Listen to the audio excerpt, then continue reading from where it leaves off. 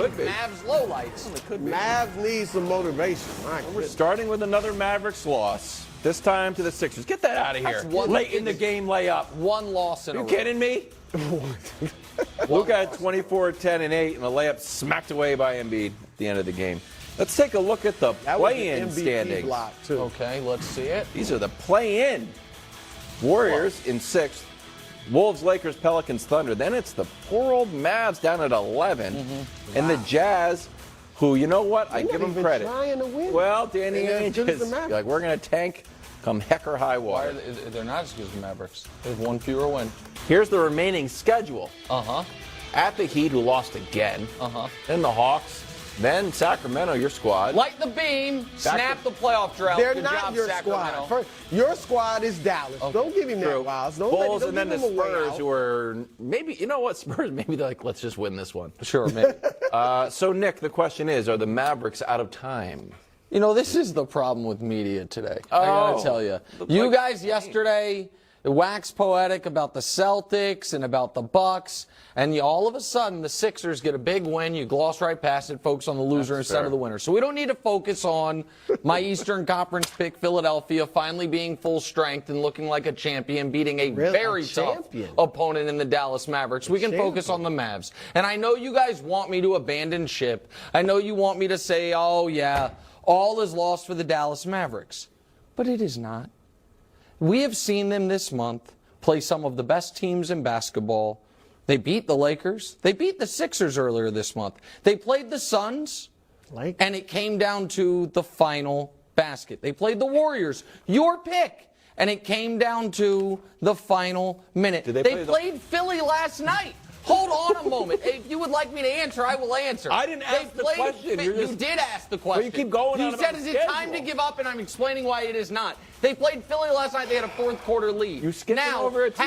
What, that they got swept by Charlotte? Yes. Well, I don't expect them to have to deal with Charlotte in the playoffs, so that does not factor into my math at all. Okay. How do the Mavericks underachieve against some of the league's inferior teams? Yes, of course. But do they still have Luka? They do. Do they have Bruise Guy, Kyrie Irving? They do. With the 22nd easiest schedule the rest of the way, do I think the Mavs at 37-40 are going to finish at 500, meaning they win 4 out of their last 5?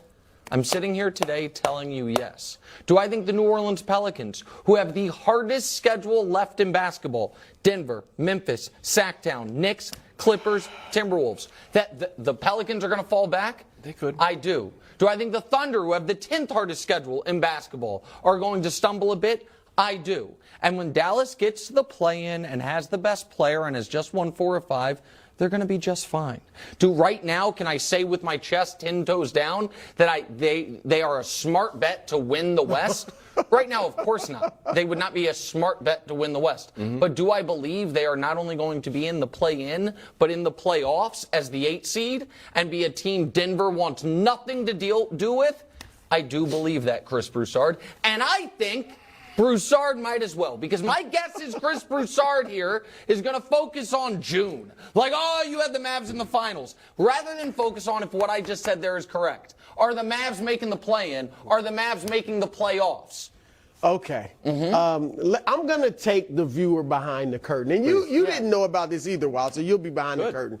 About 20 minutes ago, it's called being a good team. Nick comes by my office and lets me know, Brew, barge is in. Be ready. I'm bringing heat. Yeah. Oh. He even did the little gun. No, that's not true. I'm bringing heat.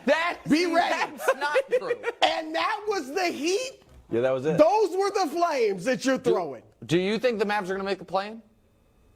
I'm going to get to that. I'm saving that. Okay. Because I got a lot to get to before. But first of all, this is a sad day, Wiles, because Nick Wright, one of the smartest opinionists in this genre, has resorted top 15 to moral victories. It's not a moral victory. True. Moral victory. No. We played the Lakers. Did LeBron play in that game? No. Well, no, they beat LA. We beat the Lakers, but without LeBron. Yeah. All right.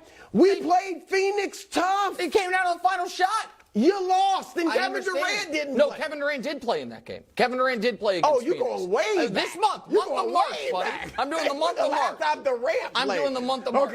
Okay. Golden State. Yeah, came we down to the final almost, possession. moral victories. Has that protest I been never ruled on, heard by the way? moral Not yet. We're victories. still waiting for the I paperwork. heard no moral victories I mean- during the NFL season when he was all over the Chiefs, and rightly so. Oh, yeah. But no moral victories. Now, in fact, I've been coming on this show, even before I was a co-host, guest Those for were the all days. these years. I never heard Nick Wright resort to moral victories. Can I explain myself? This is sad. Bro, can I explain myself? I want to shed a tear. Listen.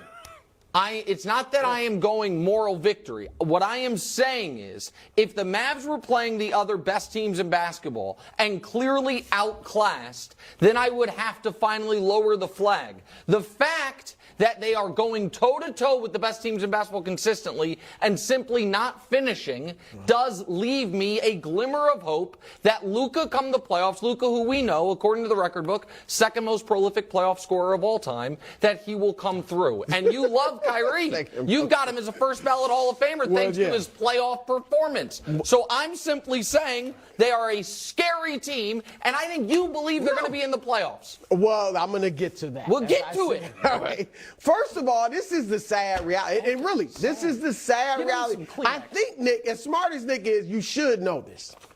But I think this is going to knock you off your chair. Wow. The Dallas Mavericks no longer control their own destiny. Oh, I didn't know that. That's the thing. It could click. Maybe at shoot around tomorrow with Kyrie and Luka and all the role players, Dwight Powell and Jim Hardaway Jr. It just clicks. And all of a sudden they're tuned in to Jason Kidd again. And they get it. Right. And they go 5-0 the rest of the way. Guess what? They could still miss. But that would take New Orleans, with the toughest schedule in the league, winning a bunch of these games. You're They're focused not on New Orleans because what? OKC, you mentioned they only OKC. have to pass one. OKC might as well be 2 games That's ahead fine. They don't have to pass OKC. They own the tiebreaker. Yeah, but they don't have to pass them. New Orleans, you're right. They got a tough Denver. The toughest in basketball. The Clippers, absolutely. Memphis, Sacramento, they Minnesota, got a tough and the Knicks. schedule. Yeah. But the Mavericks still, you think they're going to I think they're going 4-1. They got Miami, Yeah. which is playing for something. Chicago Everybody's playing for something. and Atlanta all playing for something. Atlanta, Miami are on the road. And then Sacramento, I don't know if they might just want to knock you guys out for rivalry's sake, and then the Spurs. Yeah. The only guaranteed victory on there, guaranteed, is the Spurs. Okay, can I ask the same question I've been asking? Yeah, Do you got this him is in my the big play-in? statement. Okay, this is what I we am need. ready to say, I hope I'm wrong, because you're right. I do like Kyrie. The Dallas Mavericks will miss the play-in. Wow. That's going to age as well as Wild. The Lakers Dallas are Mavericks will miss the play-in. What? That's what They missed the play-in. Okay, then what happens? Go quickly before we move on to the MVP. They missed the play-in. It's tragic. Kyrie stays or goes. The only reason they would seem to want to bring Kyrie back, if they miss the play-in or get in and lose in the play-in, sign and trade, or just because, we let Jalen go for nothing. Jalen Brunson. We traded Dorian Finney-Smith and a pick for Kyrie. That seems to be the only reason. But I bet you he doesn't get the contract from Dallas that he would have even gotten from he's a year-to-year player at this point. And one last, Brooklyn very probably quick, would've given more very than that. quick, Brew, because you are an official voter. I know we're talking MVP in just a moment. If the Mavs miss the play-in, which of course they will not, America, they're going to be at the 1 versus 8 and we'll see what happens there. But if they were to miss the play-in entirely, can Luka still be first-team All-NBA at the guard spot? In your opinion, if they are not a top 10, I haven't sat down to look at my guard spots, but I think he potentially. He still could be. It's not like MVP. He could still be first team. Okay, potentially. All right, fair enough. I wouldn't totally right. I got to sit down and look at my. Wild's going to vote Pat Bev. You saying he couldn't be? I don't know. Look, Steph is playing like that, but he's missed a lot of games. The fourth worst team, and 2 teams aren't trying?